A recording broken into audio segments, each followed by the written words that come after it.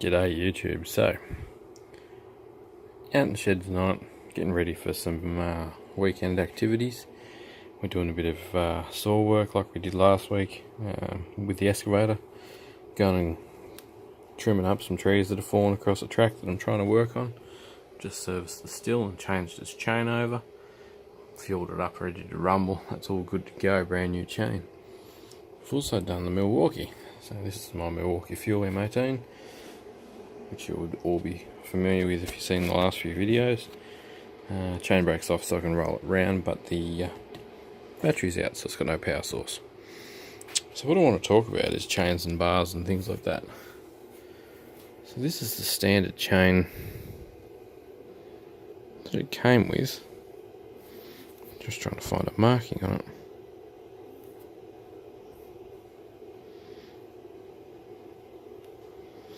And it appears to be an Oregon.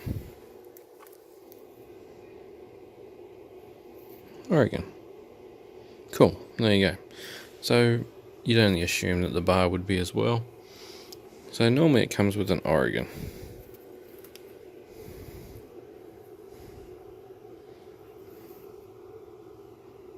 Let's see if we can focus on the actual chain profile. Probably not. Why would you want to do that? That'd be too easy. Anyway, blind Freddy can see that it's blunt already. And it may not have been the most amazing when I first bought it, because it had done some work. I don't reckon the electrician I bought it off would actually know how to change it out or sharpen it or whatnot. But anyhow, what we've gone to is I went to my local Stihl shop and got them to make me a chain. And this one is a 61P MM3. So we go 61P MM3. It's a 4.8 millimeter. No, 4 millimeter. 532s chain. 30-degree cut angle. What's that? 0.65 millimeters. The height difference between the raker and the actual tooth. So there you go, just in case someone was actually wondering what it is. It's 61P MM3. 56 links, 3/8 profile, dash 43, so that's 43 gauge. Anyway, your Stihl shop can make you a chain for your Milwaukee saw.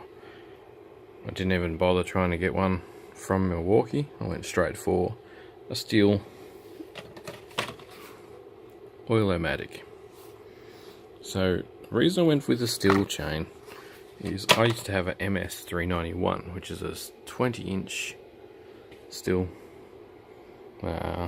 higher end performance-wise, but more like they're known as a farm boss. They're made for proper big landowners and things like that. Not a professional grade tree lopping saw, but a good saw. Absolutely was on song every time you started it and ran it.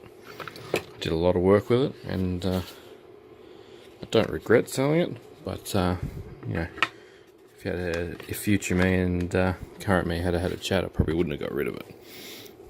But the reason I like these Stihl chains is you can sharpen these until there's nearly damn nothing left. And they're still beautiful. The teeth hold an edge really nicely. I don't think the Oregon ones are anywhere near as good, but time will tell. We're going to have to shoot some video with this thing on the weekend with its brand new chain. Straight into the first thing I'll do is I'll go straight to that tree that we were cutting in the previous video. If you haven't seen it, have a squiz. Well, there's two actually. There's one of me getting angry with the batteries going flat, well, over temping, not even getting flat. And there's another one of me just real time walking around with the chainsaw, GoPro on the head, lopping into some tree limbs. I'm just using the Stihl one. If you get the generic Stihl one, you get a nice big flat blade. The big one does the nuts on the Stihl, the small one does the nuts on the Milwaukee. Anyway, where I'm going with this is, hopefully the Stihl chain is a lot better. It was only $40. That's custom made. They just punched it out for me. They obviously use some kind of joining link and away they go. But I can actually put steel bars on this. The distance between these two and the distance where the actual pin that holds it and the oiler is very, very standard. So I may even upgrade to a steel bar into the future when this one starts getting a bit sad, or I might even try a longer one. Torque is not an issue. It's got tons of torque, but if that chain with its dulled off edges is causing some pretty serious issues, I reckon. You see the teeth are they're just not right. So you can really feel the poles in the motor as you turn it. But we'll go, brand new chain, ready to rumble. We'll put it to its paces again with some batteries in it, and hopefully there's less drag and it stops those 9 amp hour batteries from over temping, because it's upset me. I've got 5 of them and they're like over $200 each, so I've got over $1,000 worth of batteries, which are redundant to me in my saw if I want to do anything major with it. And I really want to use this electric saw over the petrol one, and obviously the petrol one's only small. It's only a 12 inch, 14 inch, like a 14 inch saw, 12 inch saw. Yeah, it's only a baby. It's a little MS170 30cc. So this is why I bought this. Like $500 buys you a reasonable chainsaw on the second hand market. That's what I paid for this as a bare tool.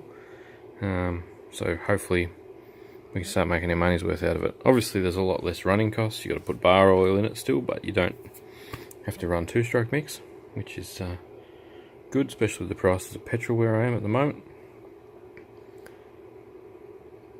So long and short of it is, I really hope that this Stihl Oilomatic, I might even need to tighten that a little bit. It's a little bit on the loose side. I'll just run it for a second, then I'll tighten it. But we really want to get this tuned, fine-tuned, so that we can get good battery life, quick cuts. That's the thing. If I get quick cuts and it's not dull and bogging, it'll rip the chips out, throw a big pile out the back. We'll get through the material really fast.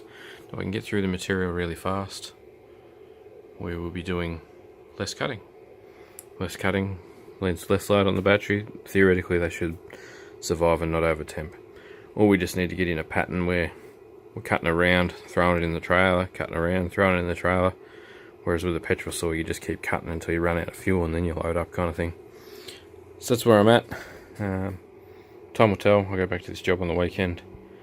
Sharp saw, or 5 9 amps and a 12 amp.